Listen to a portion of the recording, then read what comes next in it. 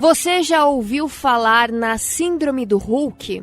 O chamado transtorno explosivo intermitente, ou TEI, é classificado como um transtorno de impulso, pois normalmente o paciente tem dificuldade para controlar a sua agressividade, que costuma ser desproporcional à situação que a desencadeou. Porém, nem todo mundo que tem acesso de fúria tem o TEI. No Brasil, um levantamento realizado pela Faculdade de Medicina da Universidade de São Paulo, USP, mostra que esse distúrbio é prevalente entre os transtornos caracterizados pela impulsividade, mas tem uma incidência baixa. Apenas 3% dos brasileiros têm o diagnóstico de transtorno explosivo intermitente. Esse assunto veio à tona como um alerta dos especialistas após a atriz Maria, de 21 anos, ser expulsa do Big Brother Brasil na última terça-feira. O motivo da expulsão foi a força desproporcional usada por ela na hora de jogar um balde de água em outra participante durante um quadro no jogo, onde ela acabou batendo forte na cabeça da colega. Pelas redes sociais, o nome de Maria, atrelado ao termo agressão, ficou entre os assuntos mais comentados, atingindo o top 1 assuntos em destaque no Twitter. Já depois da expulsão, a assessoria da cantora e atriz Maria, assim como a sua mãe, veio à internet fazer um apelo, e a própria relatou dificuldade em se reconhecer e controlar a sua raiva, a sua agressividade, o que pode ser caracterizado como o transtorno do Hulk. Para explicar esse assunto, hoje o Radar Noticioso traz o especialista em ansiedade pela Universidade da Califórnia, o psicólogo Dr. Alexander Bess. Bom, gente, aqui quem está falando é Alexander Bess, eu sou especialista em saúde mental. Eu vou estar falando um pouquinho aqui para vocês aí da Metropolitana sobre a síndrome do Hulk, né? Já aproveito também, já estendo meu abraço a todos os ouvintes, todos os locutores e pessoal aí da produção. A síndrome do Hulk é um nome alusivo a um comportamento meio que intempestivo, meio que violento. Ela se diz respeito, psiquiatricamente falando, a gente chama de transtorno do controle de impulso. Especificamente, são vários os transtornos de controle do impulso, mas especificamente a gente está falando aqui do transtorno explosivo intermitente. É exatamente isso que é a síndrome do Hulk. Então a pessoa realmente ela explode e ela não mede as consequências dessa explosão, sendo uma característica não controlada, não dá para ela controlar. É muito difícil controlar porque faz parte do seu aparelho psiquiátrico, faz parte do seu temperamento, essencialmente, né? Então é uma coisa muito difícil. A gente viu ali uma possível atuação dessa no Big Brother, né? Uma ação, melhor dizendo, onde a menina ali jogou balde, né? De água, e isso pode indicar realmente a síndrome de Hulk, que é o nome alusivo ao nome científico, que é o transtorno explosivo intermitente. Essa síndrome, para ser caracterizada como síndrome, a pessoa tem que ter pelo menos ela tem que ter os sintomas, que é justamente a explosão não especificada. Isso é muito importante, pelo menos ao longo dos 6 meses. Ao longo de 6 meses, com uma média de 3 até 4 vezes por semana. Então ela pode explodir com qualquer pessoa, qualquer situação, independentemente ou não, se houver ou se teve algum estímulo externo. Claro que o estímulo externo ajuda, mas ela necessariamente não precisa ter o estímulo externo para que a síndrome possa ser realmente desenvolvida. Então isso é muito importante. É também importante nós diferenciarmos a síndrome, enquanto um transtorno recorrente, e uma ou duas ações isoladas de agressividade, né? Tem pessoas que têm um pouco mais da sua energia ali extravasada e tem um pouco de falta de controle.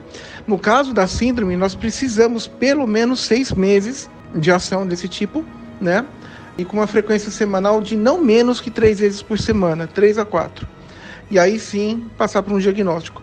Era uma síndrome de ordem psiquiátrica, portanto, o seu tratamento não tem cura, mas tem controle, dependendo do tipo do caráter da pessoa.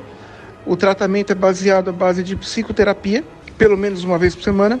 Além da psicoterapia, a gente tem que dar ansiolítico, antidepressivo e remédios para transtornos do humor. Acho que é importante também nós dizermos que essa síndrome ela não tem associação com o transtorno de bipolaridade, então a pessoa não é bipolar, e nem mesmo com o transtorno de personalidade antissocial, que é psicose ou psicopatia. Então, é uma síndrome diferenciada, ela não precisa de nenhum tipo de motivo, né, para acontecer, ela simplesmente acontece. É também hereditária, por isso faz parte do temperamento, né, da pessoa, lembrando que temperamento sempre é herdado via DNA, não é adquirido, nem constituído, né, como outras formações que nós temos ao longo do nosso psicodesenvolvimento mental. Então ela é uma síndrome também de ordem psiquiátrica. Então acho que isso é importante. Acho que são essas as principais considerações que a gente pode estar falando do transtorno explosivo intermitente, enquanto, né, uma das subdivisões dos transtornos de controle do impulso. E acho que fica a dica aí, né? Acho que para as pessoas entenderem mais a síndrome do Hulk. O doutor também explica como é feito o diagnóstico e como saber se eu tenho a síndrome ou se é apenas um temperamento, um comportamento impaciente, um acesso de raiva. Justamente, o diagnóstico diferencial dessa síndrome, de um comportamento agressivo comum, de uma estrutura de agressividade, primeiro é bom lembrar que essa síndrome, ela contém traços de agressividade comportamental e tem também, né, a incapacidade de controlar o impulso. Então, isso é muito importante. O diagnóstico é feito justamente pelo tempo, né? Uma pessoa, quando ela é agressiva, ela é agressiva com qualquer coisa. Ela não é diferente. Esse transtorno, ele não é uma agressividade contínua, como uma pessoa agressiva. Ele é um transtorno pontual. Então, por ser um transtorno pontual, ele dá tipo 3 a 4 vezes por semana. Depois de diagnosticado, aí começa o tratamento, né? É importante a gente lembrar que a agressividade, ela é um traço de caráter. Ela pode ser desde leve, moderada, severa, mas ela é imutável. Apenas quando ela é leve e até algumas partículas de moderada, a gente consegue controlar com tratamento e medicação. Depois disso fica muito difícil, não há mais nenhum tipo de controle se for uma agressividade muito severa. O transtorno explosivo intermitente, ele é apenas um dos traços da ansiedade, dessa ansiedade agressiva. Então ele gera uma ansiedade muito grande na pessoa, a pessoa fica realmente ali sem saber o que fazer ou não, ela não para pensar. Uma pessoa agressiva, ela pode ser racional, ela pode pensar o que ela vai fazer e como é que ela vai discutir numa reunião, ou se ela vai chegar brigando, ou até onde que ela vai chegar impondo os seus direitos, e até mesmo quando não tem esses direitos, ela pode se questionar. Uma pessoa que tem o transtorno explosivo intermitente, ela não tem esse tipo de racionalização. Não há racionalização, não há intenção, não há pensamento prévio, simplesmente dá. A pessoa simplesmente dá. Isso, porém, né, não afasta ali a conduta agressiva, não afasta ali a personalidade temperamental, né, dessas condutas explosivas. Porque a gente classifica como um transtorno recorrente. Um impulso comum, ele dá 1, 2 vezes e para, né? Um transtorno explosivo intermitente, ele é recorrente e contínuo, e principalmente sem nenhum tipo de estímulo externo. Então você não precisa ter nenhum tipo de estímulo externo para que você possa ter esse transtorno efetivado no seu aparelho mental. Simplesmente a pessoa explode do nada e causa uma série de prejuízos para ela, prejuízos conjugais, profissionais, acadêmicos, escolares, profissionais, enfim. O Dr. Alexander Bess também explica o que acontece se o paciente não recebe um tratamento adequado. Será que ele pode desencadear problemas mais sérios, agravo ou manifestações motoras? Bom, gente, sem o tratamento adequado, iremos ter uma série de prejuízos, mas todos eles anotados no nosso pragmatismo diário, né? Na concepção das nossas ações, do nosso comportamento, da nossa vida de uma maneira geral. Da parte física não terá maiores complicações. Agora, claro, em impulsos você tem ataque cardíaco, você tem aumento de pressão arterial. Então aí que está o problema. Tem que ser uma pessoa que pelo menos tenha uma saúde também física boa para suportar isso. Se é uma pessoa que tem, por exemplo, uma cardiopatia ou tem problema de pressão, ela pode passar muito mal num ataque de transtorno de controle do impulso.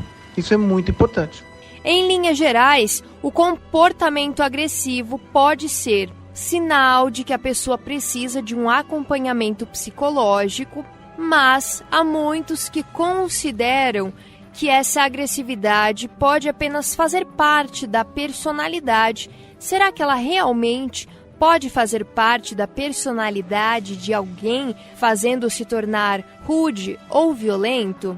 O especialista em ansiedade, Dr. Alexander Bess, explica se isso é possível. Sim, o comportamento agressivo ele faz parte da personalidade da pessoa, né? Ele é intrínseco à personalidade da pessoa.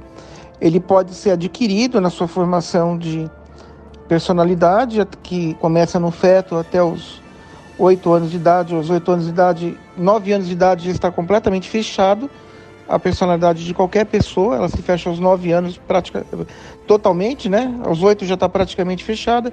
Aos 9 a gente tem as personalidades das pessoas fechadas.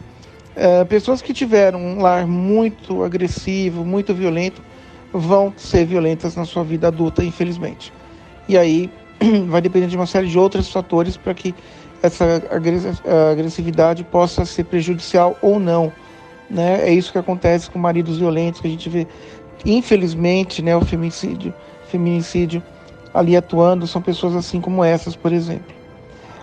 Ou essa agressividade pode ter sido herdada no nascimento, já no DNA da pessoa, ao longo da sua formação de gestação, que é diferente da formação de personalidade desenvolvida. Então a pessoa já nasce com o componente da agressividade. Essas questões são imutáveis, tá? Tanto uma quanto a outra. Apenas vai diferenciar o que foi ali, como é que foi introduzido essa agressividade. Se foi aprendida, né, ao longo da sua infância, ou se foi já ali formada junto no seu nascimento, né? Quando ela nasceu, já se forma junto. A gente sempre tem que também entender que o acompanhamento psicológico, psiquiátrico sempre vai ajudar, mas não existe cura para a agressividade. Pode ter atenuações dependendo da pessoa envolvida. Edição de texto, Bruna Calhau. Edição de áudio, Hélio Júnior.